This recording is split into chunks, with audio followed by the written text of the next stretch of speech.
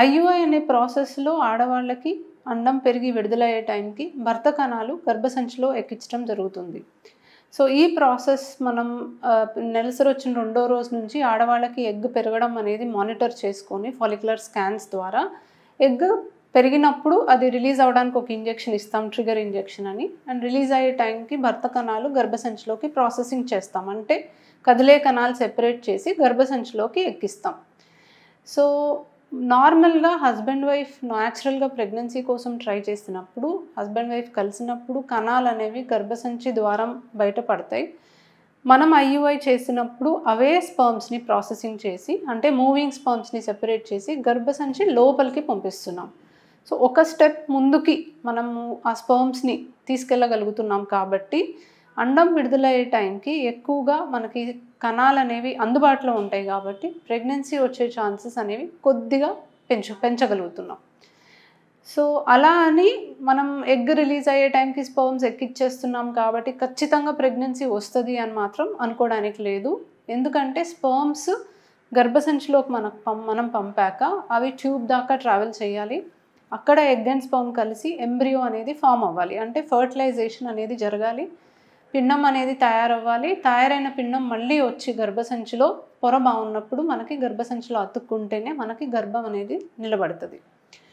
So, సహజంగా try చేయడంతో పోలిస్తే ఐయుఐకి డెఫినెట్లీ ఛాన్సెస్ అనేవి పెరుగుతాయి. ఎందుకంటే ఎగ్ రిలీజ్ అయ్యే టైం మనం మానిటర్ చేసి మనం స్పర్మ్స్ ఎక్కిస్తున్నాం కాబట్టి మనకి రెండు కలిసి అంటే ఫర్టిలైజేషన్ జరగడానికి అవకాశం పెరుగుతుంది కాబట్టి నార్మల్‌గా న్యాచురల్‌గా ట్రై చేయడంతో పోలిస్తే ఐయుఐకి కొంచెం సక్సెస్ రేట్ పెరుగుతుంది.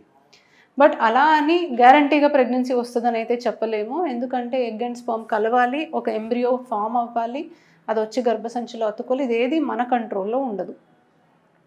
ఫర్ ఎగ్జాంపుల్ ఐవీఎఫ్ అనే ప్రాసెస్, టెస్ట్ ట్యూబ్ బేబీ ప్రాసెస్‌లో శరీరం నుంచి మనం ఎగ్స్ బయటికి తీసి మనం భర్త కణాలతో మనమే కలిపి ఫర్టిలైజేషన్ అనేది ఆర్టిఫిషియల్‌గా ల్యాబ్‌లో మనం చేసి తయారైన ఎంబ్రియోని గర్భసంచిలో పొరబా ఉన్నప్పుడు పెడతాం. సో, చాలా మటుకు మనం చేయగలుగుతున్నాం బయట ల్యాబ్‌లో కాబట్టి మనం ఎంబ్రియో డైరెక్ట్‌గా పెడతాం.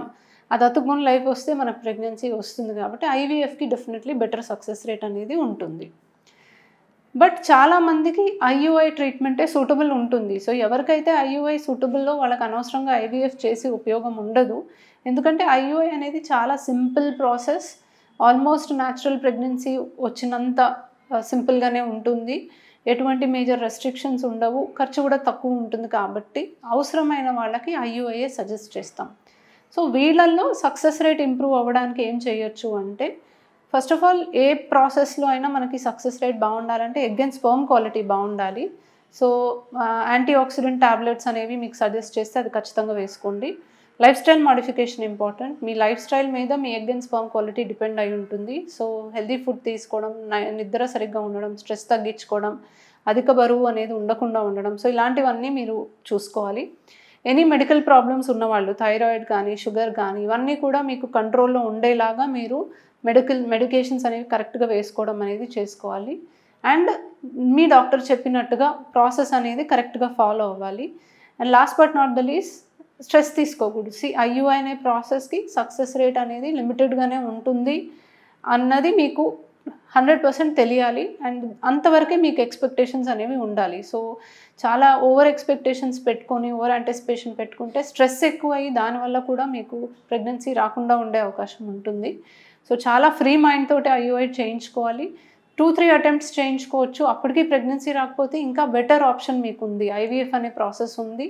అండ్ ఐవీఎఫ్ ద్వారా సక్సెస్ రేట్ అనేది చాలా బాగుంటుంది. సో, ఒక ఫ్రీ మైండ్ తోటి ఎక్కువ ఎక్స్‌పెక్టేషన్స్ పెట్టుకోకుండా మీరు ఐయుఐ చేయించుకుంటే చాలా మంచిది.